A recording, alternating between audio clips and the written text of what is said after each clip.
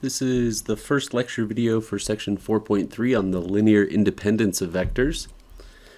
And we've talked about linear independence before when we talked specifically about the vector space Rn or Cn, but now we want to speak to that in more general terms. But the definition is the same as what we saw in Rn or Cn. So let's look at that here first. The definition of linearly dependent vectors is first. I'll call that part A here. The set of all the vectors v1 through vm in vector space V is said to be linearly dependent if there exist scalars c1 through cm, not all equal to 0, some of them could be, but they can't all be 0, such that c1 v1 plus c2 v2 plus on and on to cm vm equals the 0 vector.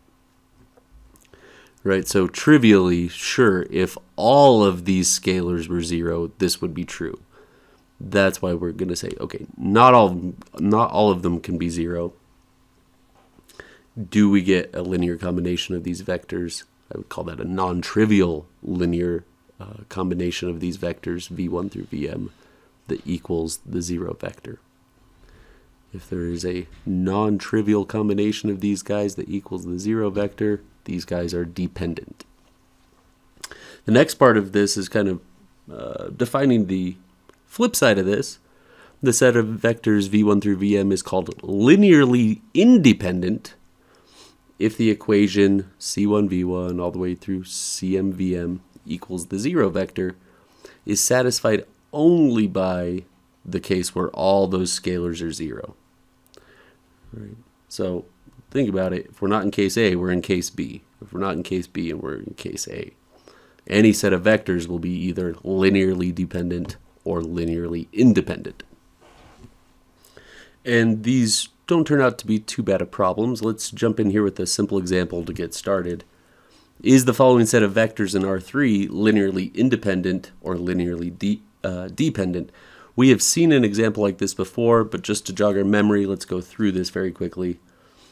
Well, to test this out, whether it's independent or dependent, both depend on this linear combination of all those vectors v1 through vm. So let's write that out first. In general terms, a general linear combination of our vectors would look like, sorry about that, c1 times 1, 0, 2 plus c2 times 2, 4, 6 plus c3 times 1, 12, 2.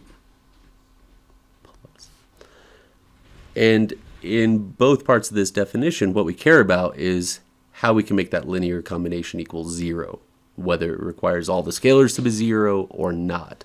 So let's go ahead and set this equal to 0 here and see what system that provides us with.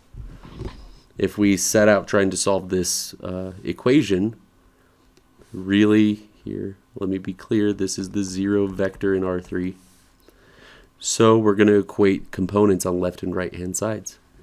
On the left side we get c1 times 1 plus 2c2 plus 1 times c3.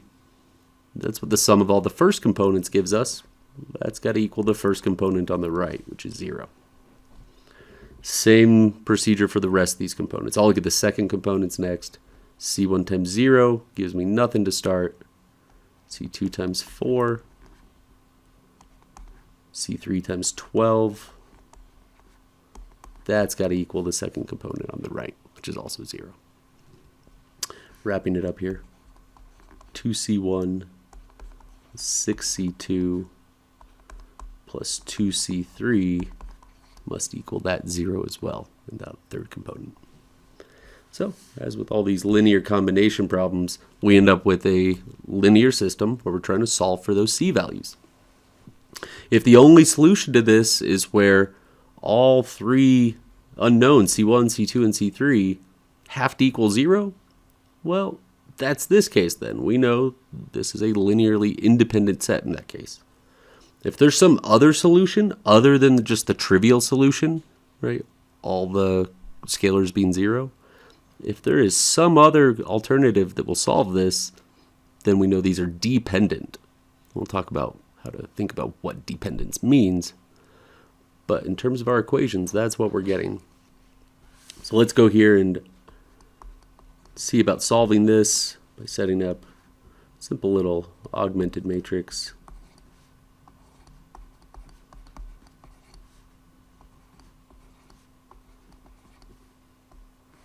There we have it.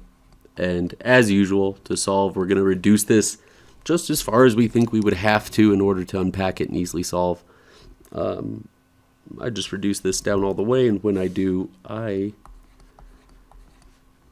get this matrix. So you can confirm that that's correct, that that result is true.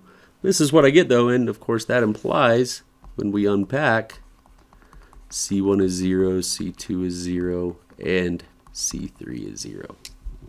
So there it is. The only solution to this equation here is if all of those scalars are 0. So it's certainly not this case. That requires not all are 0. It's this case. We're linearly independent. All those scalars have to be 0 to add up to the 0 vector in that linear combination. Right? The only linear combination of these guys that gives the 0 vector is what I would call the trivial linear combination, where all the scalars are 0. So, summarize our results. So,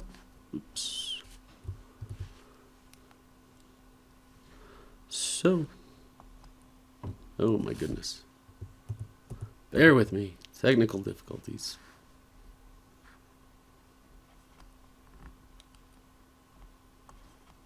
Finally. So,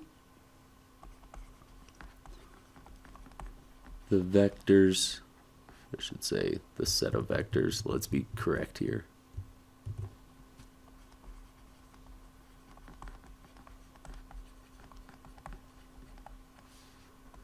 is linearly independent.